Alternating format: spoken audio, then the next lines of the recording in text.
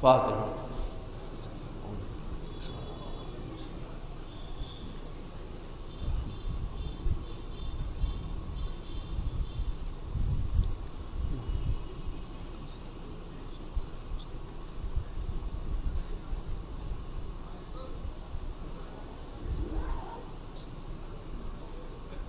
اعوذ باللہ السمیع العلیم من الشیطان اللعین الرجیم، بسم اللہ الرحمن الرحیم، الحمد للہ رب العالمین بارئ الخلائق اجمعین، والصلاة والسلام علی سیدنا و نبینا و شفیعنا ابی القاسم محمد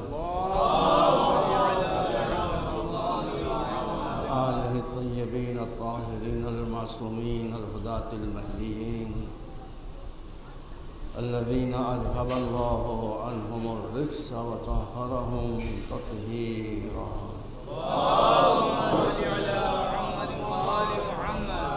اما بعد، فقد قال اللہ سبحانہ تبارک وتعالی وہو اصدق الصادقین، لقد ارسلنا رسلنا بالبینات وانزلنا معهم الكتاب والمیزان لیقوم الناس بالقسط۔ صلوات محمد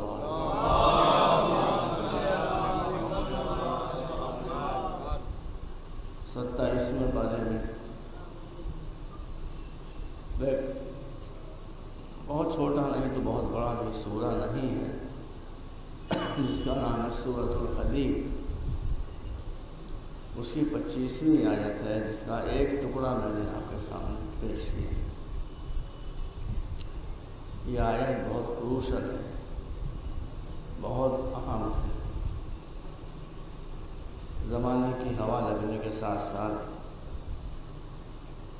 ہمارے بچے اسلام سے خفا ہوتے جا رہے ہیں، ناراض ہوتے جا رہے ہیں۔ ان کی زبانوں پر یہ آ رہا ہے کہ آج کے دور میں اسلام ہماری سمجھ میں نہیں آتا، حالانکہ اسلام آج ہی کے دور میں سمجھ میں آنے لگی ہے۔ وہ پہلے ترجمہ بچوں آپ سماعت کر لیجئے، پھر فیصلہ کیجئے، میں اس کے بعد میں بیٹھا رہوں گا۔ اگر آپ کے ذہن میں کوئی سوال ہو، کوئی پرشن ہو، کوئی کوشچن ہو، آپ شوق سے اس کو کلیریفائی کرا دیں۔ شک پیدا ہونا بہت اچھی چیز ہے، شک کو پالنا بری چیز ہے۔ شک کو پالیے نہیں، یہ نہ سمجھے کہ ہمارے ذہن میں جو کوشچن آیا ہے، جو شک آیا ہے، اس کا جواب ہی نہیں ہوگا تو بہتر ہے کہ اس کو نہ پوچھا جائے۔ اگر ایسا ہوتا کہ اس دین کے بارے میں، دھرم کے بارے میں کوئی سوال ایسا ہوتا جس کا جواب ہی نہ ہوتا تو مولا علی کبھی یہ نہ کہتے کہ جو چاہے مجھ سے پوچھو۔ سلونی، یہ کسی نے بچوں نے کہا، آج تک ہسٹری آف مین کائنڈ میں، تاریخ بشر میں کسی نے جملہ کہا ہی نہیں سوائے ان کی نسل کے لوگوں نے کہ جو کچھ پوچھنا ہو وہ پوچھو۔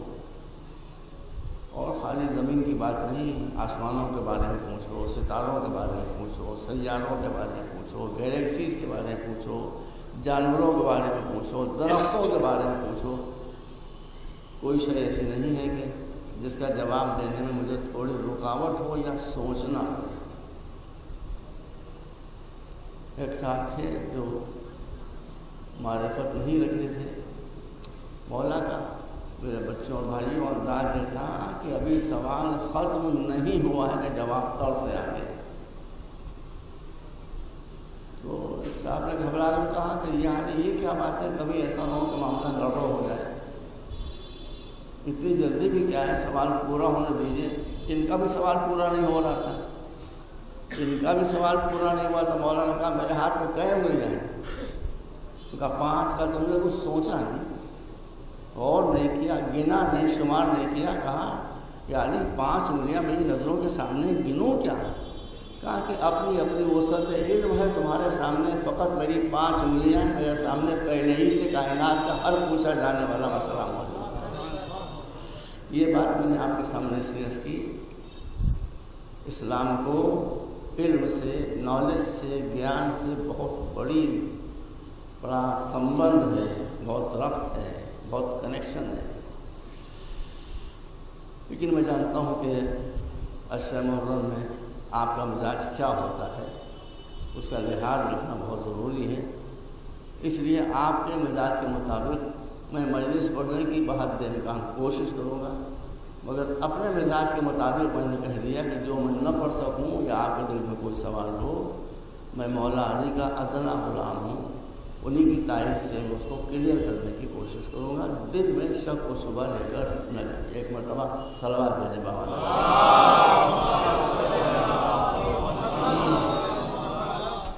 اب آج محرم کی پہلی تاریخ تھی، لکھنؤ میں گھر گھر میں مجلسیں ہو رہی ہیں، امام باڑے بارونق ہو گئے ہیں، روشنیاں ہو رہی ہیں، لوگ اپنے سارے کام چھوڑ کر مجلسوں میں آ رہے ہیں۔ یہ بہت بڑی شرافت نفس کی دلیل ہے، محبت اہل بیت کی دلیل۔ میں شروع میں ایک بات آپ سے کہنا چاہتا ہوں، 99.9% مجلسیں ہمیشہ کلام الہی سے شروع ہوا کرتی ہیں۔ قرآن مجید کی کسی آیت کو خطیب عالم ذاکر پیش کرتا ہے، اس کی روشنی میں ذکر اہل بیت ہوتا، ایسا کیوں؟ اور حدیث بھی آ سکتی تھی، کسی شاعر کا شعر بھی آ سکتا تھا۔ علامہ اقبال اتنے بڑے شاعر تھے، اردو کے جو بڑے بڑے عظیم ترین شعراء ہیں اس میں ان کا نام ہے کہ کلام فلسفہ تھا، حکمت تھی، علم تھا، نالج تھی۔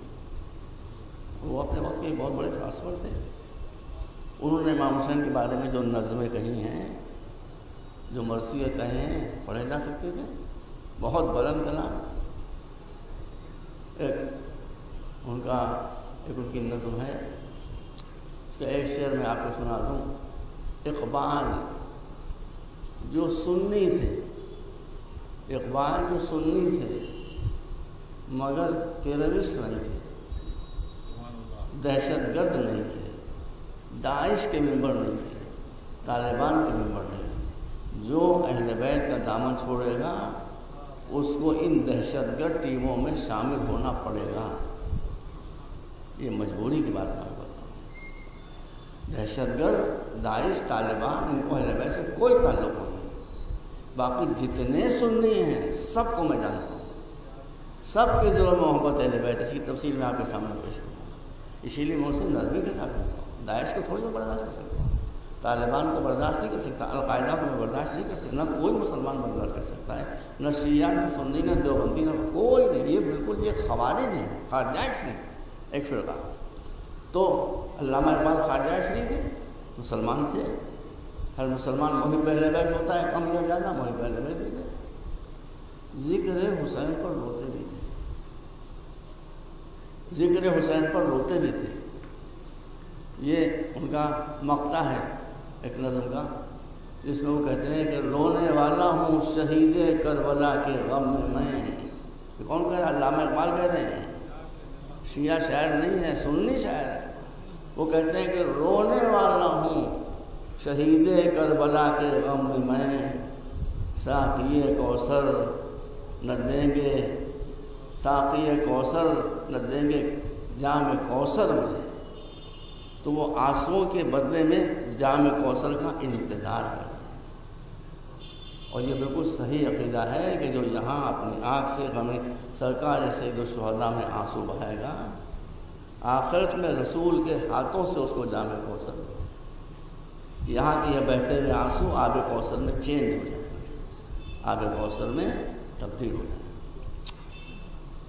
تو میں یہ کہنا تھا کہ قرآن ہی سے کیوں اہل بیت کا ذکر شروع کیا جاتا ہے؟ آج تمہیدی مجلس ہے۔ بات یہ ہے کہ قرآن و اہل بیت کا ایسا ساتھ ہے کہ دنیا میں وداؤٹ ایکسیپشن، بغیر استثناء کسی کا ایسا ساتھ نہ ہوا ہے نہ ہوگا۔ میرے بھی بہت سے دوست ہیں، مگر جب میں پیدا ہو گیا، بچپنے کے دوست ہیں، اب سب جوائے رحمت میں جا چکے، 2-4 بھی باقی ہیں۔ ان سے ہماری 40 برس کی دوستی ہے، 50 برس کی دوستی ہے۔ کبھی ہم پیدا ہوئے پہلے، کبھی وہ پیدا ہو گئے پہلے، اس کے بعد سے ہم سے اب تک ساتھ چلا رہا ہے۔ کوئی چھوڑ کر چلا گیا، کسی کو ہم چھوڑ کر چلے گئے۔ خلاصہ یہ ہے کہ پیدا ہونے سے پہلے کسی کا ساتھ نہیں ہوتا اور مرنے کے بعد کسی کا ساتھ نہیں ہوتا۔ بتائیے میں صحیح کر رہا ہوں غلط کر رہا ہوں؟ اب مجھے بتائیں کوئی ایسا جوڑا، بھائی بھائی صحیح، میاں بیوی صحیح، باپ بیٹا صحیح، شوہر زوجہ صحیح، کہ جن کا ساتھ پیدائش کے پہلے سے ہو گیا؟ ہو ہی نہیں سکتا، ممکن ہی نہیں۔ اور جب تک شوہر زندہ ہے بیوی بیوی کہلاتی ہے، جب مر جاتا ہے تو بیوہ کہلاتی ہے۔ بیوہ وہ ہے کہ جس کا شوہر اسے چھوڑ کر چلا گیا۔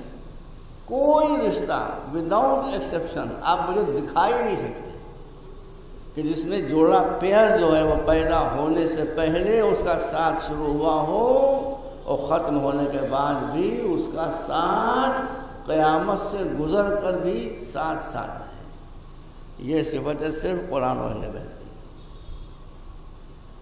قرآن و اہل بیت کی صفت۔ کیوں میں نے یہ بات کہی؟ علی کہاں پیدا ہوئے؟ اللہ کے گھر میں، کعبے میں پیدا ہوئے۔ وہاں سے نکل کے کس کی گود میں آئے؟ رسول کی گود میں آئے۔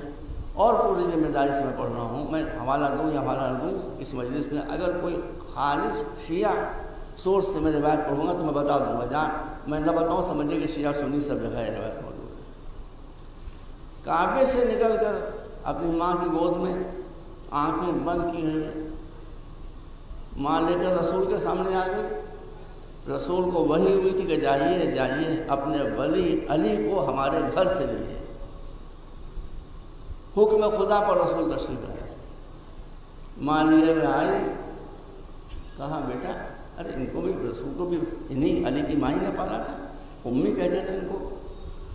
تو کہا کہ بیٹا دیکھو کتنا سندر بچہ ہے، کتنا پیارا بچہ ہے، کتنا خوبصورت بچہ ہے، مگر مجھے تو بڑی وحشت 3 دن کے بعد نکلی نا، کہا مجھے بڑی وحشت ہو رہی ہے کہ 3 دن ہو گئے اس نے آنکھ نہیں کھولی۔ رسول مسکرائے۔ جہاں علم نہیں ہوتا ہے وہاں گھبراہٹ ہوتی ہے، جہاں علم ہوتا ہے وہاں مسکراہٹ ہوتی ہے۔ ماں گھبرا رہی ہے، رسول نہیں گھبرا رہے، رسول کا نو پڑا، کوئی سمسیا نہیں، کوئی مسئلہ نہیں، رہیے میری گود میں میرے چھوٹے بھائی کو دے دیجیے۔ اچھا بھائی جب آنکھیں بند ہیں تو علی کو کیا خبر کسی کی گود میں گئے؟ مجھے آپ آنکھیں بند کر دی، یہاں سے میں اٹھوں، مجھے کوئی صاحب لٹانا ہے اپنی گود میں مسئلہ تو میں کیا کروں، کون مجھے لٹائے؟ مگر امامت کی شان یہ ہوتی ہے کہ آنکھیں بند ہوتی ہیں مگر نظریں کھلی رہتی ہیں۔ آنکھ و نظر میں فرق ہے۔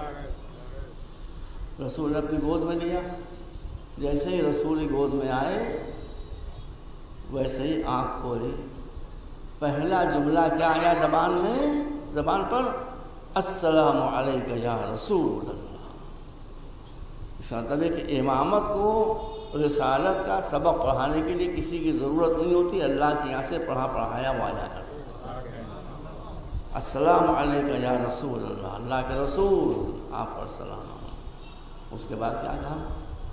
یہ سنی کتابوں کی اور شیعہ کتابوں کی تفصیل ہے وہ، اقرأ یا رسول اللہ، کیوں اللہ کے رسول کیا میں کچھ پڑھوں، کچھ پڑھوں؟ رسول نے کہا کیا پڑھنا چاہتے ہو؟ کہا کہیے تو تورات پڑھوں، کہیے انجیل پڑھوں، کہیے زبور پڑھوں۔ اچھا تو ان کا پڑھنا تو ممکن ہے، اس لیے کتابیں علی کی ولادت سے پہلے نازل ہو چکی تھیں۔ اب آگے کیا کہتے ہیں کہ کہیے تو قرآن پڑھوں۔ قرآن ابھی دنیا میں نازل نہیں ہوا بھائی، میں عربی جانتا ہوں، آپ کو بھی شاید معلوم ہوگا۔ یہ قرأت کسے کہتے ہیں؟ قرأت اس پڑھنے کو کہتے ہیں جو کسی ایسی کتاب سے پڑھی جائے جو پہلے سے موجود ہو۔ قرأت پڑھنے کو نہیں کہتے ہیں، ایک ہوتا ہے کہنا، ایک ہوتا ہے پڑھنا۔ اب ہمارے یہاں مسئلہ یہ ہے کہ جو آدمی کسی چیز سے ریٹائر ہوتا ہے وہ شاعر ہو جاتا ہے۔ یہاں بھی ایک صاحب ایسے موجود ہے جو پہلے کسی گورنمنٹ کے اچھے ڈپارٹمنٹ ماشاءاللہ ایک عزت دار پوسٹ پر تھے، اب وہاں سے ہٹے تو اہل بیت کے در پر آ کر بیٹھ گئے، شاعر ہو گئے۔ ایک ہوگا ان کا قصیدہ کہنا، ایک ہوگا قصیدہ پڑھنا۔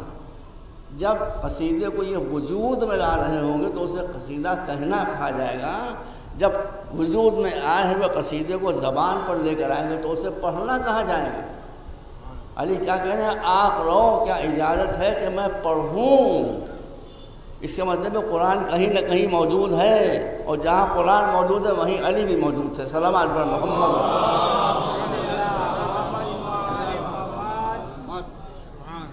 اب کیا پڑھو گے؟ توریت، زبور، انجیل، قرآن؟ رسول نے کہا پڑھو۔ تورات پڑھی، رسول نے پڑھا ویسے ہی یاد ہے جیسے مجھے یاد ہے۔ انجیل پڑھی، ویسے ہی یاد ہے جیسے مجھے یاد ہے۔ زبور پڑھی، جیسے مجھے یاد ہے ویسے ہی تمہیں بھی موجود یاد ہے۔ اس کے بعد قرآن اور چونکہ امیر المومنین تھے اس لیے سورہ مومنون کی تلاوت شروع۔ ایک مرتبہ صلوات دیں آپ کا۔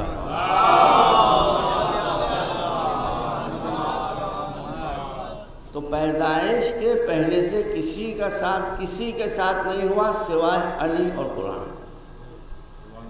اور اب اس کے بعد جب رسول جا رہے ہیں دنیا سے، کیا فرمایا؟ دیکھیے یہ حدیث معتبر ترین، بلکہ سیاہ ستہ میں بھی تھوڑے اب الفاظ کا فرق ہو جاتا ہے، مگر شیعہ مصادر کے ساتھ ساتھ سیاہ ستہ میں بھی موجود ہے۔ میں پرسنلی اس کا رسپانسبل دکھا سکتا ہوں۔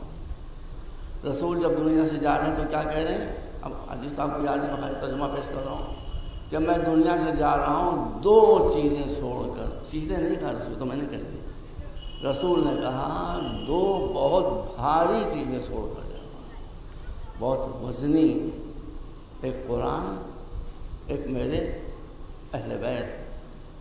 قرآن کی کچھ الجھن ہو تو اہل بیت سے پوچھنا، اہل بیت کی کوئی بات سمجھ میں نہ آتی تو قرآن سے پوچھنا۔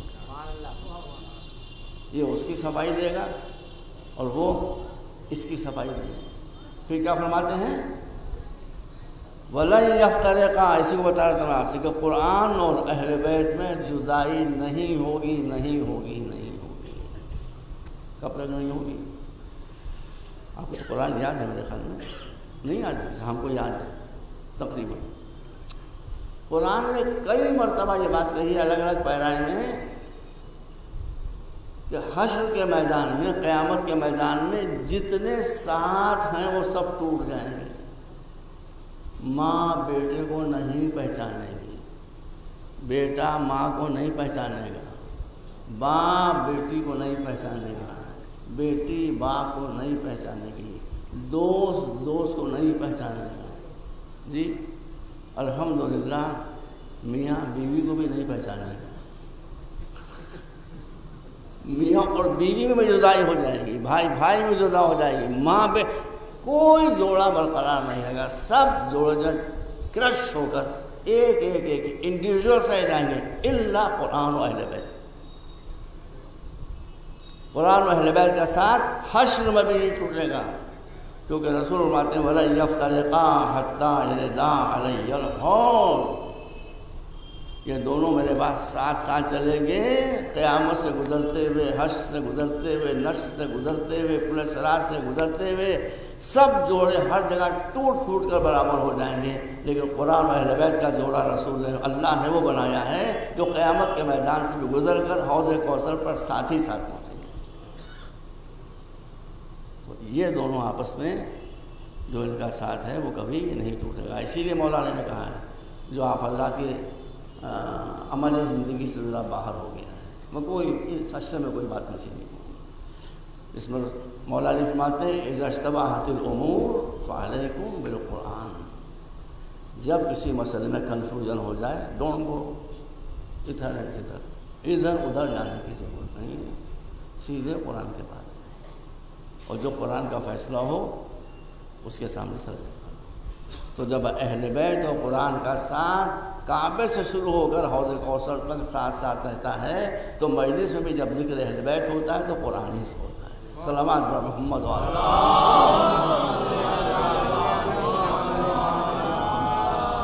بس میں بھی ایک گناہ گار، بلکہ گناہ گار ترین مسلمان اور شیعہ ہوں۔ میں پکا شیعہ ہوں، کچا شیعہ نہیں ہوں۔ اس لیے کہ میں نے سمجھ کر اس مذہب و مسلک کو، اس دین کو اور مسلک کو اختیار کیا ہے۔ مجھے امید ہے، میرے گناہ بہت ہیں لیکن اللہ کی تائید رہی تو موت کی ہچکیوں ہوئی میرے انشاءاللہ میں ایمان میں تبدل پیدا نہیں ہوگا۔ اب ایام محرم ہیں، میں نے آپ کی کبھی خوشامد نہیں کی ہے، نہ کروں گا، مگر حق بات جو ہوگی وہ تو بیان کرنا ہی پڑے گی۔ وہ حق بات کیا ہے؟ محرم جب آتا ہے تو آپ سب کو بھلا کر خالی مولا کے دربار جہاں جہاں سجے ہوئے ہیں وہاں آ کر بیٹھ جاتے ہیں۔ فرق نہیں بتائیے، مگر کرو کتنی مجلسیں سنی ہیں آپ نے مگر دل نہیں بھرتا، کتنے مرثیے سنے ہیں مگر دل نہیں بھرتا، کتنا ماتم کیا ہے مگر دل نہیں بھرتا ہے نا، مگر تو نہیں کرو۔ آپ کو بتاؤں، مجلسوں کی بات تو الگ رہی، آج میں غور کر رہا تھا تو آج میں مجلس کے بارے میں نہیں بتاؤں گا آپ کو آپ کے بارے میں بتاؤں گا، عزاداروں کو عزاداروں کے بارے میں بتاؤں گا، مجلس سننے والوں کو بتاؤں گا کہ وہ کیا ہیں، مجلس سننے والوں کو بتاؤں گا کہ مجلس سننے والے کیا ہیں۔ یہ روزہ ہے، بڑا معقول روزہ ہے، غالباً یہ لکھنؤ کا پہلا امام باڑہ ہے۔ خدا ان سب کو جزائے خیر دے جنہوں نے اس مقدس امام باڑے کے رینوویشن میں کسی نہ کسی طرح بھی تعاون کیا۔ اللہ ان سب کو جزائے خیر دے، ان کو شفاعت فاطمہ زہرا۔ کیا کسی شیعہ سے یہ پوچھنے کی ضرورت ہے کہ حضرت عباس کا مرتبہ بتاؤ؟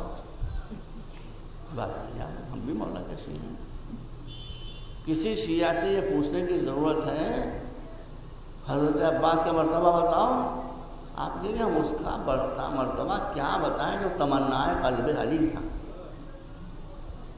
جو علی کے دل کی تمنا تھی اس کا مرتبہ، بے شک آپ صحیح کہہ رہے ہیں، جو علی کے دل کی تمنا ہو اس کا مرتبہ کوئی نہیں بتا سکتا، مگر آپ یہ بھی تو دیکھیے کہ آپ کا مرتبہ کیا ہے۔ اگر خدا کی قسم میں صحیح کہہ رہا ہوں، اگر عباس ابن علی تمنا قلب علی ہیں تو یہ حسین کے غم میں رونے والے تمنا قلب فاطمہ ہیں۔ کیا میں غلط کہہ رہا ہوں؟ یہ تمنا قلب فاطمہ ہیں۔ میں تو چاہتا ہوں کہ سنی بھائی کھچ کھچا کے آئیں مجلسوں میں، ان کو معلوم نہیں بیچاروں کو، ورنہ معلوم ہو جائے تو بہت کچھ ان کے خیالات میں تبدیلی آ جائے گی۔ بہت بڑے بڑے اجلائے علماء اہل سنت لکھتے ہیں کہ جب سرکار سید الشہداء ماں کی گود میں مسکرا رہے تھے تو رسول نے اپنی گود میں لیا، مسکرائے۔ چاند سا بچہ ہے، بڑا خوبصورت، بہت پیارا، کتنا پیارا بچہ ہے، فاطمہ کو مسکرا رہے تھے کہ رونا شروع کر دیا۔ ماں گھبرا گئی، بھائی ماں گھبرا گئی، ماں نے گھبرائے گی نہیں، وہ پہچانتی کہ رسول ہیں، رونا کسی مسئلہ سے خالی تھوڑی ہے۔ خدا کے رسول بچوں کو دیکھ کر ابھی آپ مسکرا رہے تھے اور 1 منٹ کے اندر اندر آپ رونے لگے۔ کہاں؟ ہاں میں پہچانتا ہوں کہ یہ بچہ کون ہے۔ کہا بتائیے کہ کیا سن پاؤ گی وہ بھی، میری بیٹی سن پائے گی؟ کہاں سنیں گے۔ کہا میں اس بچے کو مسکرا مسکرا کر دیکھ رہا تھا کہ وہی کی باتیں مجھے یاد آ گئی، میرا یہی بچہ 3 دن کا بھوکا پیاسا زخموں سے چوٹ کربلا کے میدان میں اس حالت میں شہید کیا جائے گا، شہید کیا جائے گا، شہید کیا جائے گا کہ جس عالم میں نہ اس سے پہلے کوئی شہید ہوا ہے نہ اس کے بعد۔ یہ اللہ کی نماز میں سب کچھ بھولے گے، اپنا سر سجدے میں رکھے ہوئے اور پھر یہ سر اسی عالم سجدہ میں کٹ کر نوک نیزہ پر کھڑا۔ آپ مجھے بتائیں، دنیا کا ہر نانا دادا بچے کی پیدائش سے خوش ہوتا ہے، مسلمان سنیں سنی سنیں، اب نہیں آپ کتابوں میں دکھا لو، رسول رو رہے ہیں، تو جب زندگی میں حسین کی رسول رو رہے ہیں تو شہادت کے بعد رونا بدعت کیسے ہو جائے گا؟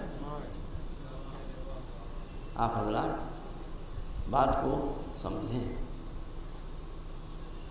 اب جب پوری بات آپ سنیے، تمنائے قلب فاطمہ، تمنائے قلب فاطمہ، تمنائے قلب فاطمہ ہے یہاں۔ اب پوری داستان سن چکے تو بی بی نے پوچھا بابا یہ سانحہ کب ہوگا؟ آپ کے سامنے ہوگا؟ کہا نہیں، میں تو دنیا سے جا چکا ہوں۔ کہا میں تو ہوں گی؟ کہا نہیں تم بھی نہیں ہوں گے۔ کہا ان کے باپ علی ہوں گے؟ کہا نہیں وہ بھی نہیں ہوں گے۔ کہا اس کا بڑا بھائی حسن پیدا وہ ہوگا؟ سب خالی ہو گیا، ہے ہی نہیں کوئی، اب رسول نہیں ہوں گے، علی نہیں ہوں گے، فاطمہ نہیں، حسن نہیں ہوں گے۔ ہاں بابا تو ایک بات بتائیے کہ جب کوئی نہیں ہوگا تو کیا میرے بچے پر کوئی رونے والا بھی نہیں ہوگا؟ یہ بی بی نے کہا کوئی میرے بچے پر رونے والا بھی نہیں ہوگا۔ تب اللہ کے رسول نے فرمایا بیٹی گھبرا نہیں، اللہ تیری تمنا کو پورا کرے گا۔ اور پھر پوری رعایت آپ کی نظروں کے ساتھ ایک قوم کو پیدا کرے گا جو سب کچھ بھول کر تیرے بچے کا ماتم کرے۔ میں نے غلط کہا کہ آپ تمنائے قلب فاطمہ ہیں؟ اس لیے جب صبح کو اٹھیں تو نماز پڑھنے کے بعد ایک مرتبہ تصور ضرور کر لیں کہ ہم وہ ہیں جو بی بی فاطمہ کے قلب کی تمنا ہے۔ اس لیے اس کی اس تمنا کی ادائیگی میں کسی بھی طرح کی کوتاہی اور کمی نہیں ہونا چاہیے۔ یہ مجلسیں ایک بہت بڑا ادارہ ہے، ذرا سا ٹریک پر آ جائیں، ذرا سا تو ہٹے ہوئے نہیں، آپ ٹریک سے ذرا سا ڈی ٹریک ہو رہے ہیں۔ آپ دیکھیں کہ آخرت کے علاوہ آپ دنیا میں کہاں سے کہاں ہو جائیں۔ جو آیت پنجاب کے سامنے پڑھی ہے اس میں پورا اسلام آ گیا ہے، ایک لفظ میں آ گیا پورا اسلام۔ اسلام کی یہی خصوصیت ہے۔ بچوں سے وہ ارشاد دلائی ہے کہ لقد ارسلنا رسولنا، ہم نے رسول پرافٹس ڈرانے والے پڑھانے والے بھیجے اور بھیجتے رہے۔ ہر زمانے میں، ہر دور میں، ہر ایج میں، ہر سرزمین پر، ہر ملک میں ہم نے بھیجے۔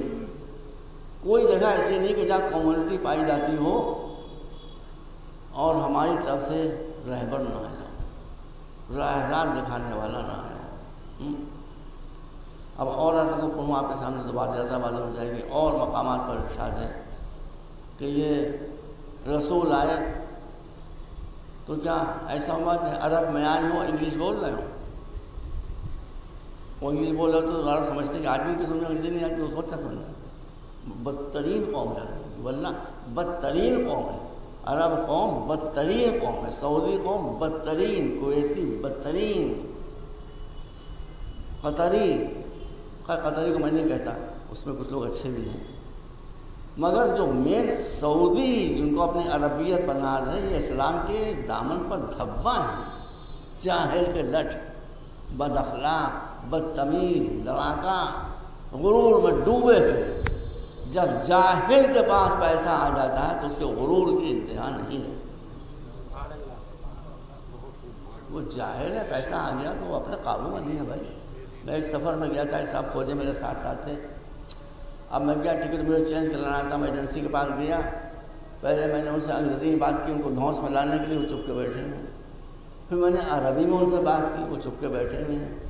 فارسی میں بھائی میری کسی بات کا جواب ہی نہیں دیا انہوں نے، غرور میں ڈوبے ہوئے، گھمنڈ میں ڈوبے ہوئے، بات کرنے پر تیار نہیں۔ تو میں نے بھی اپنے ساتھی سے کہا کیا تم اذان پر روکوں کہ اس سے کہا 8:30 اذان ہوتی ہے، بس ایک اذان پر میں روکا جاتا ہوں۔ ایک مرتبہ سوال کر دیں آپ۔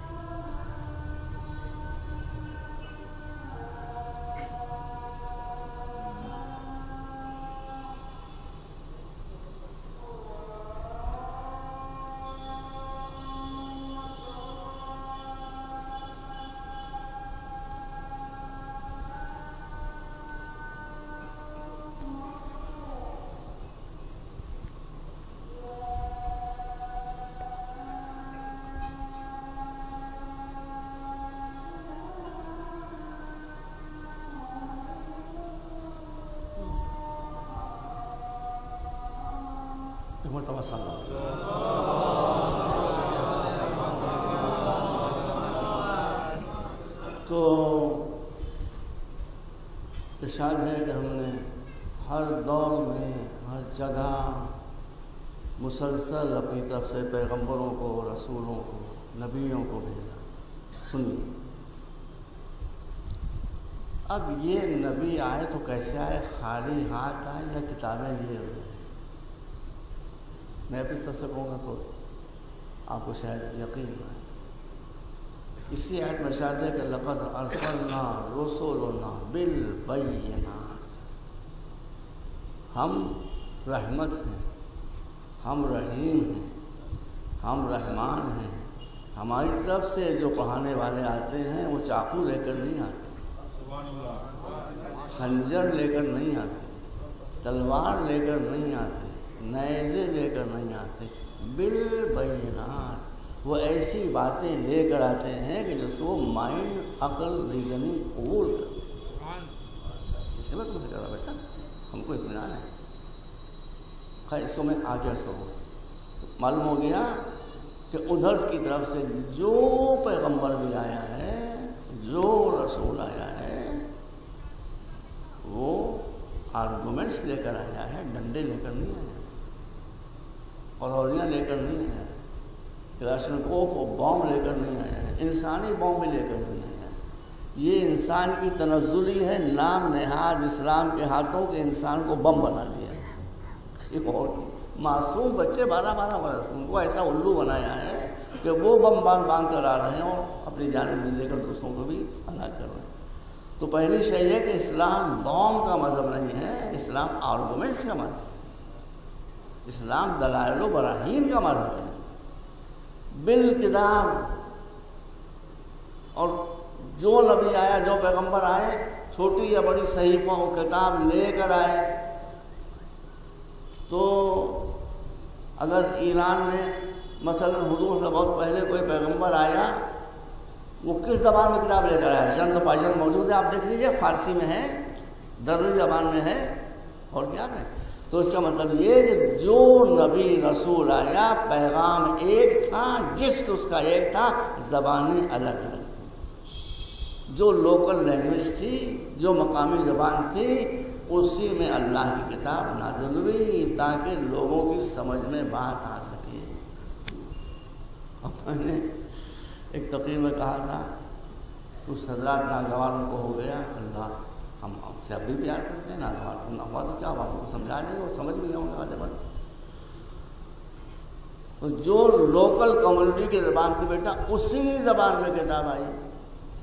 اب اتفاق کی بات یہ ہوئی، بہت پہلے کی بات ہے، ایک ایرانی ڈیلیگیشن آیا تھا. وہ سادھوؤں سنتوں سے ملنا چاہتے تھے، چونکہ وہ بھی روحانی ہوتے ہیں، یہ بھی سو کال روحانی تھے. تو یہاں تو کوئی تھاوا نہیں، میں ان کو لے کے بنارس چلا گیا. ابھی واقعہ میں نے دیکھا، میں کیسے میں پڑھ رہا ہوں آپ کے سامنے اور میرے پاس ثبوت سا موجود ہے. وہاں میں ایک مندر میں ان کو لے کر گیا تو روحانی تو بعد میں ملے، اس مندر میں گیتا کے شلوک لکھے ہوئے تھے کئی. اب میں نے گیتا کا ایک شلوک پڑھا تو واللہ مجھے یہ معلوم ہوا کہ کسی نے قرآن کی کسی آیت کا ہندی میں انواد کر کے دیوار پر لکھ دیا ہے. 5-6 گیتا رکھی ہوئی ہے بھائی، میں منگوا کے رکھ لی ہے، یونٹی کالج میں رکھی میرے پاس، کئی ایڈیشن اس کے رکھے ہیں، آپ سب میں دیکھیں. بھائی تو جب الہامی کتاب ہم مان رہے ہیں، قرآن کہہ رہا ہے کہ ہر زمانے میں کتاب آئی، ہر قوم میں کتاب آئی، وما ارسلنا من رسلنا الا بلسان قوم. یہ گیتا نہیں کہہ رہی، یا تو قرآن کہہ رہا ہے کہ جس قوم میں ہم نے رسول کو بھیجا، اس قوم کی جو زبان تھی اسی زبان میں ہماری کتاب بھی آئی. آپ لوگ ایک دوسرے کو سمجھنے کو ناراض کیوں جاتے ہیں بھائی؟ ہم کہیں گے تو مگر سمجھے مجھے تھوڑی کہہ دیں گے. تو ہر دور میں کتابیں آئیں اس کی ہدایت کے لیے. اور مجھے تو معلوم ہے آپ کو کہ جب جتنا زمانہ آگے بڑھتا جاتا ہے، یہ صرف ایک قرآن کی خصوصیت ہے کہ 1500 برس میں اس کا ایک حرف ادھر سے ادھر نہیں ہوا. باقی ہر کتاب میں گڑبڑ ہوئی، وہ بات الگ ہے، لیکن بیسیکلی وہ اللہ کی کتاب تھی، اس میں کوئی شک و شبہ نہیں ہے. صلوات پر محمد و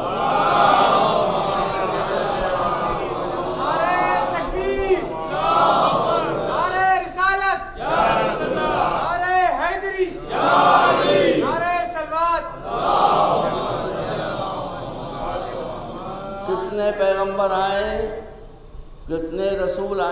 لکل اجل کتاب. مجھے تقریباً یاد ہے قرآن بھائی قاری صاحب, آپ قاری ہیں, میں قاری بھی ہوں, آدھا حافظ بھی ہوں. لکل اجل کتاب, کوئی دور ایسا نہیں گزرا ہے, کوئی پیریڈ, کوئی زمانہ ایسا نہیں گزرا ہے کہ ہماری کتاب موجود ہے. کتاب نہیں ہوگی, آپ کسی مدرسے میں جمع کتابیں تو آپ پڑھیں گے کیا؟ تو جیسے مدرسے اور کالج کے لیے کتاب ضروری ہے, ویسے دین کا پیغام لانے کے لیے بھی کتاب اور معلم دونوں ضروری ہیں. صلوات علی محمد. بس بقیہ باتیں انشاءاللہ کل میں عرض کروں گا. Islam is the simplest religion of the world. بیٹا میرے بیٹے, اسلام دنیا کا سب سے آسانی سے سمجھ میں آ جانے والا مذہب ہے. آپ مجھ سے پوچھیں شریعت کیا ہے, کیا میں بتاؤں بھیا, ڈرتا ہوں. علماء کو ارے بھائی سنی علماء کو بھی نہیں معلوم ہے. اس سے بات کرا دیجیے کہ شریعت کسے کہتے ہیں. دیکھیے بڑی بات ہے نا, میں کر رہا ہوں. بڑے علماء کو توجہ نہیں ہے, تو میں نے کسی معلوم نہیں کہ توجہ نہیں ہے. شریعت کسے کہتے ہیں؟ ٹرپل ڈائیورس پر جتنی گفتگو ہو رہی ہے, اگر میں جا کے سپریم کورٹ میں بیان کر دوں, ایک پیشی میں سب ختم ہو جائے گا معاملہ. ایک پیشی میں 60 ہو جائے گا, مگر میں کروں گا نہیں, سے مجھے غداری نہیں آتی, چپا بیٹھا ہوں. شریعت مداخلت کیسے ہوگی, شریعت مداخلت کیسے ہوگی, شریعت مداخلت کیسے ہوگی؟ اے بھائی آپ جانتے بھی ہیں واٹ شریعت از. شریعت ہے کہاں؟ طلاق کا مسئلے کا شریعت سے کوئی تعلق نہیں ہے بیٹا. طلاق ڈائیورس کا تعلق شریعت سے نہیں ہے, یہ فقہی مسئلہ ہے. اب آپ چکر میں پڑے. 3 چیزیں ہیں اسلام میں, 3 چیزیں بیٹا. پہلے ہے نمبر 1 دین. دین میں اقدار بیان ہوئے, دین میں ویلوز بیان ہوئے. سمجھے بیٹا؟ اب ہندی میں ویلو کیا کہتے ہیں, کیا مول کہتے ہیں, کیا کہتے ہیں؟ ویلوز اور اقدار دین میں بیان ہوئے ہیں. چونکہ اقدار میں تبدیلی نہیں ہو سکتی زمانے کے بدلنے کے ساتھ, اس لیے دین میں بھی تبدیلی نہیں ہو سکتی. جو دین ہے وہ اقدار ہیں, وہ ویلوز ہیں. جو ویلوز ہیں وہ اقدار ہیں. اب اس کو تو اللہ بھی نہیں بدلتا, نہیں بدلتا, آگے نہیں کہہ سکتا میں. مطلب یہ بدلیں گے نہیں, کسی اللہ بھی مداخلت نہیں کرے گا اس کو بدلنے کے لیے. دین وہ ہے کہ جس میں کوئی تبدیلی نہیں ہو سکتی, اللہ بھی نہیں کرے گا. کر سکتا نہیں کر سکتا میں, لیکن اسی دعویٰ کر رہا ہوں اللہ بھی دین میں کوئی تبدیلی قیامت تک کبھی نہیں کرے گا. نمبر 2 ہے شریعت. شریعت کا تعلق ہے ڈے ٹو ڈے پرابلم سے. اس میں بھی تبدیلی کرنے کا کسی انسان کو حق نہیں ہے. نہ قلب صادق کو حق ہے, نہ غفر امام کو حق تھا, نہ آیت اللہ سیستانی کو حق ہے, نہ آیت اللہ خامنئی کو حق ہے. یہ شریعت ہے. زمانے کے بدلنے کے ساتھ ساتھ اللہ انبیاء کے ذریعے سے جو تبدیلیاں کرے وہ شریعت میں کر سکتا ہے. شریعت میں فقط انبیاء کے ذریعے تبدیلی ہوتی ہے, وہ بھی ہم نہیں تبدیلی کر سکتے. آپ نے سنا ہوگا جو نبی شریعت میں تبدیلی کرے بحکم خدا اسے اولو العزم کہا جاتا ہے پیغمبر. حضرت آدم کا مرتبہ کم نہیں ہے, مگر ان کو اولو العزم ہم نہیں کہتے اس لیے کہ ان سے پہلے کوئی شریعت تھی نہیں, تبدیل کیا کرتے. حضرت نوح نے حضرت آدم کی لائی ہوئی شریعت کو بدلا, اس لیے وہ اولو العزم ہو گئے. حضرت ابراہیم نے جب نوح کی لائی ہوئی شریعت کو بدلا, اس لیے وہ اولو العزم ہو گئے حکم خدا سے. اب رسول ہیں, آخری رسول, ان کے بعد کوئی رسول آنے والا نہیں. کوئی رسول آنے والا ہوتا نہ قادیان سے, نہ عادیان سے, نہ پادیان سے, کہیں سے کوئی رسول آنے والا نہیں ہے. تو اب شریعت میں تبدیلی کا دروازہ بند ہو گیا. پھر کیا ہے, زمانہ بدلے گا بھائی. اسلام قیامت تک کے روز کے لیے آیا ہے نا. اس میں علماء و مجتہدین میں جو لوگ صلاحیت رکھتے ہیں کہ وہ مزاج اسلام سے آشنا ہوں, فقہ کو جانتے ہوں, اصول فقہ کو جانتے ہوں, ان اصولوں کی روشنی میں حالات کی تبدیلی کے ساتھ ساتھ وہ فقہی مسائل میں تبدیلیاں لا سکتے ہیں. تو نکاح و طلاق کا مسئلہ تعلق شریعت سے ہے ہی نہیں، یہ فقہی مسئلہ ہے. آپ کیا کہہ رہے ہیں بھائی؟ ایک سیکنڈ میں کیسے آپ کا ہو جائے گا؟ آپ کا اس کا کیا ثبوت کیا فقہی مسئلہ ہے؟ ثبوت میں نے دے دیا، آپ کے آپ بھی دیتے ہیں. دیکھیے فقہی مسئلے میں اجتہاد ہو سکتا ہے، شرعی مسئلے میں اجتہاد نہیں ہو سکتا، وہ ہے ہی نہیں، گنجائش ہی نہیں ہے. سوائے رسول بحکم خدا اس میں تبدیلی کرے، وہ خود میں تبدیلی نہیں کر سکتے. تو فقہ میں تبدیلی ہوتی ہے. بڑے بڑے علماء سے آپ پوچھ لیں، رسول کے زمانے تک اور خلیفہ اول کے دور حکومت تک بھی 3 طلاقیں ایک طلاق مانی جاتی تھی، 3 طلاقیں نہیں مانی جاتی تھیں. حضرت خلیفہ دوم نے اپنے اجتہاد سے کام لیتے ہوئے 3 طلاقوں کو 3 طلاق کر کے اس کو طلاق بائن کر کے قصہ ختم کر دیا. یہ کیا تھا؟ دیٹ واز اجتہاد. تو ان کا عمل خود بتا رہا ہے کہ یہ شریعت کا حکم نہیں ہے، یہ فقہی حکم ہے. اور فقہی حکم ہے تو روز تبدیلی کی جا سکتی ہے حالات کے بدلنے کے ساتھ. اب دوسرا مسئلہ آتا ہے ذرا سی بات پر، یہ تو بدعت ہے. بیٹا ایک لفظ میں سمجھا دوں گا تم کو، ایک لفظ میں 2 لفظ استعمال نہیں کروں گا. بدعت بہت آسان چیز ہے، بس سمجھ لیجیے. بدعت کیا ہے؟ ہر وہ نئی چیز کہ جو شریعت میں مصیبت پیدا کر دے وہ ہے بدعت، جو شریعت میں سہولت پیدا کر دے وہ ہے نعمت. آپ بدعتوں سے کیسے بچیں گے بھائی؟ آپ بدعتوں سے کیسے بچیں گے؟ ریل رسول اللہ کے زمانے میں تھی؟ نہیں تھی. ریل پر بیٹھنا بدعت. ہوائی جہاز تھا؟ نہیں تھا. ریل ہوائی جہاز پر بیٹھنا. ٹیلی فون تھا؟ موبائل سب. تو اس کا مطلب ہے کہ آپ ایک بدعت کے ذریعے دنیا کی ساری ترقیوں کا دروازہ بند کر رہے ہیں. اس لیے میں نے اصول بتا دیا کہ ہر وہ شے جس سے انسان کو سہولت ملے، وہ نئی ہو یا پرانی ہو، وہ سنت ہے. جو مصیبت بن جائے وہ بدعت ہے. اب آپ کا اچھا موڈ خراب ہو جائے گا، اس لیے میں بات کو یہیں پر ختم کر رہا ہوں. سماج میں بہت سی بدعتیں آ گئی ہیں، شادی بیاہ میں بہت سی بدعتیں ہو رہی ہیں. وہ سنت میں نہیں کہہ سکتا ہوں کو. سنت وہ نہیں ہو کوئی پرابلم نہیں ہے. انسانوں کو سہولت ملے، مصیبت نہ ملے. جہیز کیا ہے؟ کسی ماں سے پوچھیے، غریب ماں سے، کہ جہیز کیا ہے؟ مصیبت ہے کہ نہیں؟ بتائیے. مولا کے دربار میں بیٹھے ہیں آپ؟ بیٹا مولا کے دربار میں بیٹھے. جہیز مصیبت ہے، اس لیے بدعت ہے. نت جب تک نکاح نہیں ہو سکتا مصیبت ہے. یار نعمت ہے، مصیبت ہے. چوتھی، چالا، نعت، کیا جانے بری برات، سانچا پانچا، کیا بطخ بننے کو دل جا رہا ہے. یہ سب ہیں بدعت ہیں جو حرام ہے.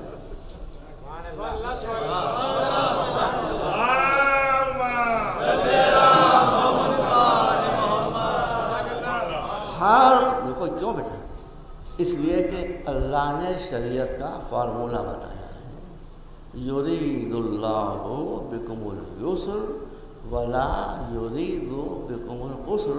اللہ شریعت کے ذریعے سے تمہاری گتھیوں کو کھولنا چاہتا ہے، تمہاری مصیبتوں کو مٹانا چاہتا ہے. وہ شریعت کے ذریعے تمہیں مصیبتوں میں پھنسانا نہیں چاہتا. جہاں آپ پھنستے ہوئے دکھائی دیں سمجھ لیں کہ اس کا شریعت سے کوئی تعلق نہیں. جہاں آسانیاں ہیں آسانیاں اس سے سمجھ کی شریعت کی نعمت. صلوات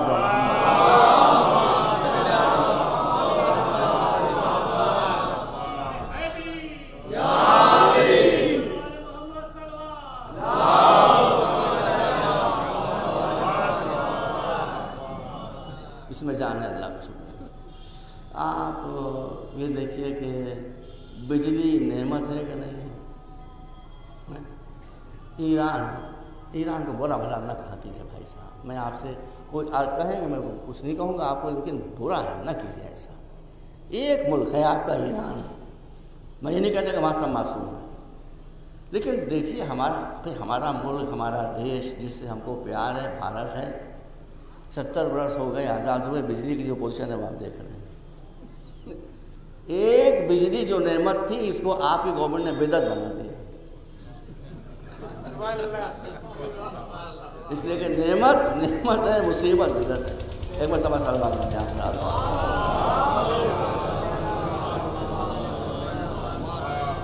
ہر وہ شے جس سے آپ کی زندگی میں آسانیاں ہوں، بیٹا یہ ان لاجیکل ہے، لاجک ہے، کتنا اچھا فارمولہ۔ ہر وہ شے کہ جس سے آپ کی زندگی میں آسانیاں ہوں، یہ سب سنت ہے، یہ سب شریعت ہے، یہ سب دین ہے۔ ہر وہ شے جس سے آپ کی مصیبتوں میں اضافہ ہو، فارگیٹ اٹ، اس کا اسلام سے کوئی تعلق نہیں۔ اب وہ بجلی چلی گئی، میں گھڑی کیسے دیکھوں؟ ہاں بولتا چلو 11 منٹ پہلے ایک بات بتا دوں، بس میں اس کا تو آسان، میں نے کہا تھا اسلام سے زیادہ کوئی مذہب آسان ہے۔ آپ پھر پوچھیں مجھ سے کہ اسلام تمہاری سمجھ میں نہیں آتا، میں ایک جملے میں سمجھا دیتا ہوں، ایک جملے، in a single sentence I will explain this problem. وہ کیا ہے؟ ہر وہ شے اکارڈنگ ٹو اسلام، ہر وہ شے جو آپ کو عزت دلائے، سمان دلائے، رسپیکٹ دلائے، وہ دین ہے۔ ہر وہ شے جو آپ کو ذلیل کرے وہ بے دینی ہے۔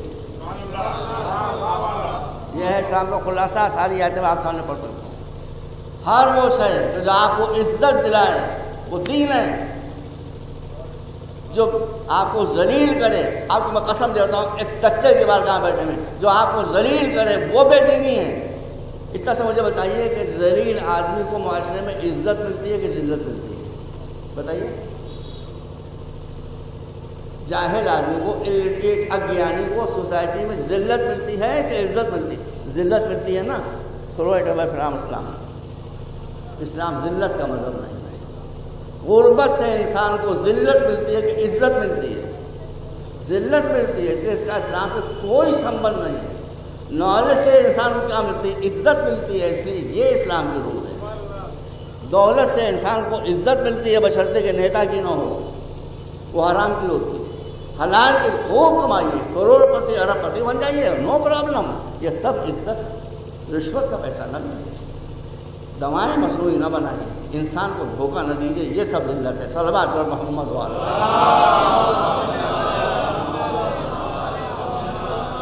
اگر آپ کی سمجھ میں کوئی بات نہیں آئی ہے تو مجلس کے بعد میں بیٹھا رہوں گا، آپ اس سے ڈسکس کر لیجیے، میں مزید آپ کو سمجھانے کی انشاءاللہ تصدق کا مولا کائنات کوشش کروں گا۔ یہ جو آپ لوگ اسلام سے دور ہو رہے ہیں، اس میں دو چیزیں بڑی خطرناک ہیں۔ ایک بات تو یہ ہے کہ آپ مسلمانوں کو دیکھ کر اسلام کو سمجھتے ہیں، یہ بہت بڑا بات ہے۔ بخدا مولا کے روضے کی طرف آتا ہے۔ اسلام میں کوئی شے ایسی ہے ہی نہیں کہ جو نعمت نہ ہو، آپ کی زندگی کے لیے، آپ کی آخرت کے لیے۔ اور مسلمانوں میں بفضل الہی کوئی بات ایسی ہے ہی نہیں کہ جو مصیبت نہ ہو۔ تو آپ مسلمانوں کو دیکھ کر سمجھتے ہیں کہ یہ ہے اسلام، یہ ہے اسلام۔ داعش کو دیکھا، یہ مسلمان کیسے مسلمان؟ ارے واللہ آپ دیکھ، بچوں میں دیکھا ہوگا ان کی داڑھی یہاں تک پتہ نہیں کون سی اس پہ کھاد ڈالتے ہیں، اور یہاں تک داڑھی آ جاتی ہے۔ بھیانک صورتیں، میں نے خود دیکھا ہے، بھیانک صورتیں، ہر ایک کو قتل، ہر ایک کی جان۔ یہ اس کا اسلام سے کوئی تعلق نہیں، یہ اسلام کے دشمن ہے۔ اسلام نعمت ہے، مصیبت نہیں ہے۔ صلوات پر محمد وعلی۔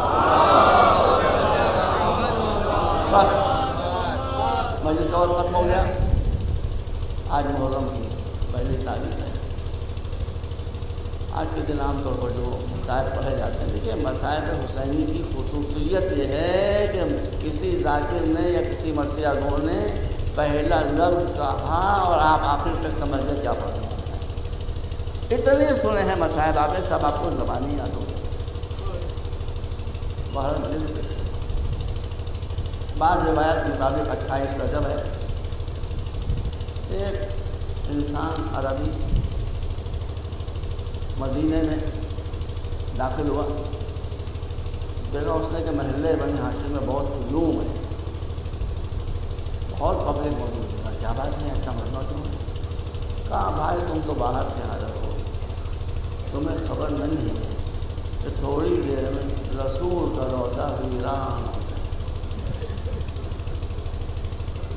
چراغ قبر فاطمہ ہم سے رخصت ہو۔ اب بھیڑ تھی، اسی بھیڑ میں آ کر یہ بھی کھڑے ہو گئے. چند ٹکڑا کروں گا, وقت کم رہے گا, ان شاء اللہ کبھی زیادہ مسائل کروں گا.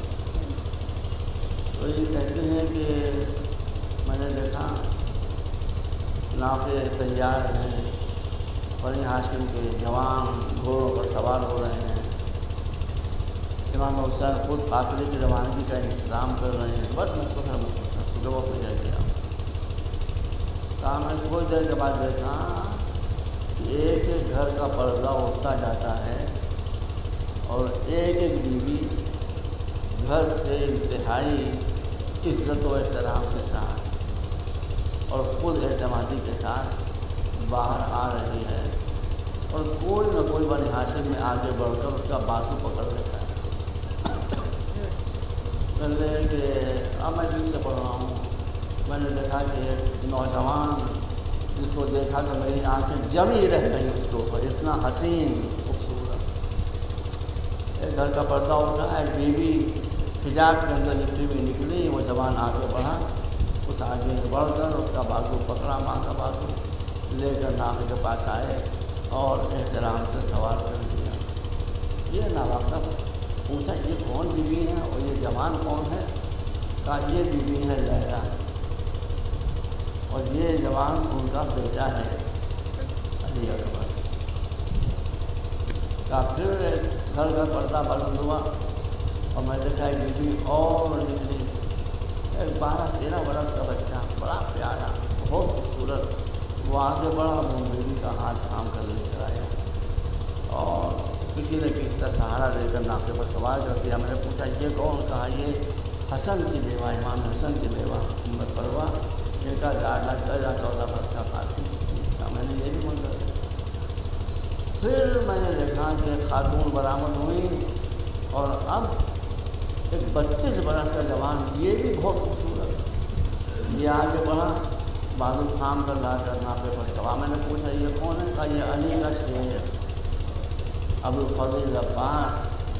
اب آپ یہ سوچ رہے ہوں گے کہ یہاں پر آگے ٹکاج ہوگا تو وہ اپنی اہلیہ کو لیے, اپنی نہیں اہلیہ اور زوجانی, اپنی بہن ام کلثوم کو لیے ہاتھ پکڑے ہوئے لائے اور ناقے پر سوار کر دیا.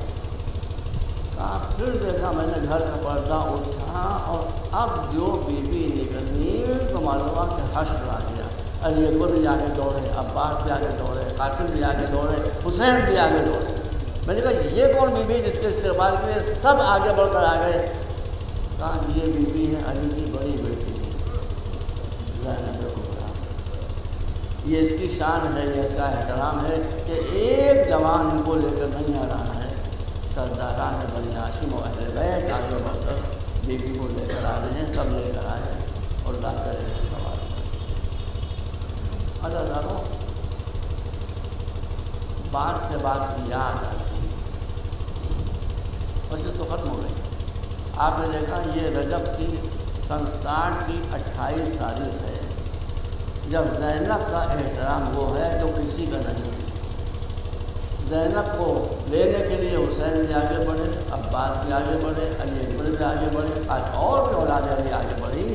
ان سب نے ایک جھولمٹ بنا کر علی کی بیٹی کو لا کر اونٹ پر سوار کر دیا. اب آپ مجھے بتائیں کہ جب 11 محرم کو کربلا سے قافلہ کوفے کے لیے روانہ ہو رہا ہوگا, اس وقت کیا زینب کو یہ 28 رجب کا واقعہ یاد نہ آیا ہو؟ یہ کوفہ ہے کہ جہاں بنی ہاشم کے جوان زینب کو عزت و احترام کے ساتھ لے کر آ رہے ہیں اور ناقے پر سوار کر رہے ہیں, اور وہ کربلا کا میدان ہے جہاں بیوی ہر طرف حسرت سے دیکھ رہی ہے. ہر بیوی کو زینب نے سوار کیا, ہر بیوی کو زینب نے سوار کیا, لیکن جب زینب کی نوبت آئی تو کوئی سوار کرنے والا نہیں. امام زین العابدین آگے بڑھے, ارے کیسے میں بیان کروں آپ کے سامنے. کہا پھوپھی آئیے میں آپ کو سوار کر دوں. پھوپھی نے کہا بیٹا تمہیں بخار ہے تو بہت کمزور ہو گئے ہو, مجھے سوار نہیں کر پاؤ گے. لیکن امام نے اتنا اصرار کیا کہ بیوی آگے بڑھی, اور ابھی بھتیجے کے زانوں پر پاؤں رکھا ہی تھا کہ بھتیجا بوجھ سنبھال نہ سکا, اور پھوپھی اور بھتیجے دونوں زمین پر منہ کے بل ہوئے. بس آنا ہوا ایک دوسرا. بعد کسی نہ کسی صورت سے شہزادی ناقے پر سوار ہوئی, حسن دونوں میں بھی کئی مرتبہ مجھے یاد نہیں کتنی مرتبہ کربلا مولا جا چکا ہوں، اور اب تو سفر اتنا آسان ہو گیا کہ آپ سے کوئی حسین کی وجہ نہیں کرنے والا، ایسا نہ ہو جو کربلا نہ گیا اور نہیں گیا تو انشاءاللہ جائے گا۔ آپ مجھے بتائیے میں غلط کروں صحیح کروں؟ جب بھی آپ رخصت آخر کے بعد کربلا سے روانہ ہوتے ہیں اور بس یا ٹیکسی پر سوار ہوتے ہیں تو جب تک حسین کا روضہ نظروں کے سامنے رہتا ہے آپ مڑ مڑ کر دیکھتے رہتے ہیں یا نہیں دیکھتے رہتے ہیں؟ بھلا میرے پاس وہی جب تک نظروں کے سامنے 2 میل 3 میل 4 میل 10 میل دور تک دکھائی دیتا ہے، پلٹ پلٹ کر روزے، ہم روزے کو پلٹ پلٹ کر دیکھیں تو زینب سے کیا توقع ہوتی ہے؟ زینب کا ناقہ جب روانہ ہوا ہوگا تو میں تو یہ سوچ رہا تھا کہ بیوی نے پلٹ کر اپنے بھائی کے لاش سے سر بریدہ کو دیکھا ہوگا، مگر جب تاریخ کو پڑھا تو معلوم ہوا کہ زینب بھائی کی لاش کو نہیں دیکھ رہی ہیں، بھتیجے کے چہرے کو دیکھ رہی ہیں۔ ایک مرتبہ دوڑتی ہوئی قریب آئی، کہا سید سجاد تمہارا کیا عالم ہے؟ میں دیکھتی ہوں تمہاری روح تمہارے جسم کو چھوڑنا چاہتی ہے۔ کہا پھر پھوپھی میرا عالم کیسے نہ ہو، اس لیے کہ دیکھیے ان ملائنہ نے اپنے کشتوں کو دفن کیا اور رسول کی پشت پر آنے والا، رسول کے کاندھے پر سوار ہونے والا، رسول کا لاڈلا، اس کی لاش بے غسل و کفن پڑی ہے اور کوئی دفن کرنے والا نہیں ہے۔ وَسَيَعْلَمُ الَّذِينَ ظَلَمُوا أَيَّ مُنقَلَبٍ يَنقَلِبُونَ اللهم اغفر للمؤمنين